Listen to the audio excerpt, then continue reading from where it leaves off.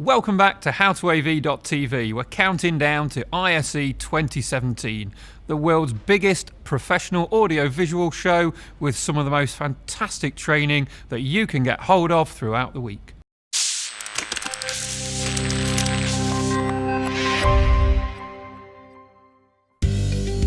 Hey, my name's Tom. I'm a Senior Applications Engineer here at Shure UK. So the seminar that you're going to be delivering, Tom, is all about the effects on business and efficiency of good and bad sound systems. Tell us all about it. We've noticed that a lot of the microphones in boardrooms aren't being used to the best of their ability. While the quality of the microphones is very, very high, the way that end users interact with them is not optimal at all. What we're trying to focus on here is the way that they use the microphones and how that transponds to the far end call. As in, we've all been on a call where someone just gets their speakerphone out, and it's never nice being put on speakerphone, and it's never nice when someone from the other end of the boardroom table starts speaking when there's only a gooseneck or a boundary at the other end of the table. We're trying to make sure people are aware, rather, of how their sound that they are creating is affecting their own clients and other colleagues that they work with. So explain to us, what are the actual effects on business of a good and a bad sound system? Yeah, I think it comes down to the ear, really. The ear is very, very, very good at processing audio, but when we were placed in a situation when we have poor quality sound, the ear does a really good job at compensating for that poor quality sound. But the longer you're subject to poor quality sound, the harder the brain has to work and the more tired you become. Now, all of that stuff is going to have a massive effect on your overall well-being and the efficiency at work.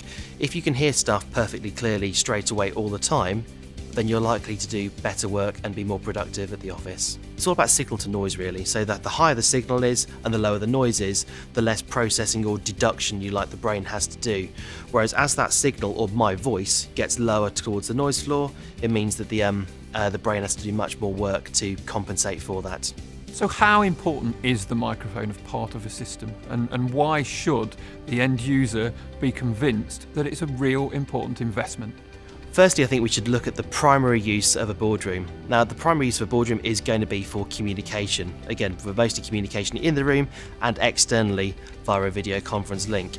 Most of that communication is going to be verbal, so we need to look at how that room can be optimized to make sure that that verbal communication can get from room to room.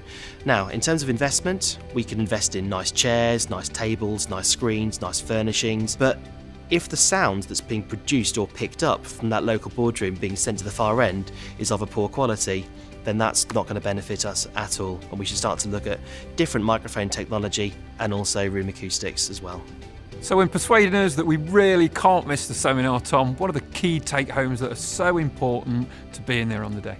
Just understanding, really, the effect of your meeting room behaviour in your local room and how it can affect the far end, and how really you want to make sure that if you're selling your message and making sure you can be listened to at the far end, that you've got the best technology in your room to make sure that message can get across. So in understanding how sound is going to affect business and the quality of a meeting, who's this seminar aimed at?